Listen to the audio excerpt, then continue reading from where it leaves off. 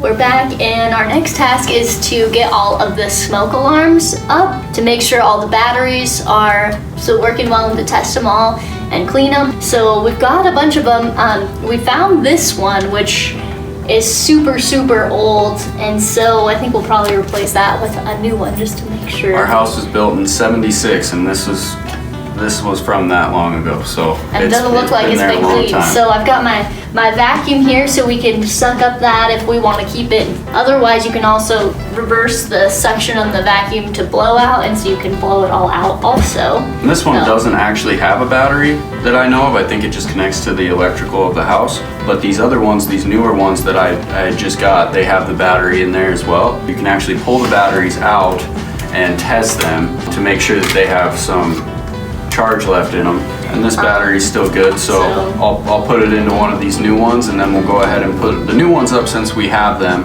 And then also we have a carbon monoxide if you want to show them that. You put that down by your furnace or somewhere like that, also in a garage or something, from the monoxide coming out of your cars. You just really want to be safe about that kind of stuff because it is very harmful. And the smoke alarms are so important because you don't know when a fire is going to start, and when it does, it's good to have some protection there so you can grab your extinguishers as well and get that fire put out, or call 911, whatever you have to do. We'll go ahead and test them. There should be a little test button if the batteries are working. Let's see if this one works. Cover your ears because it gets pretty loud here.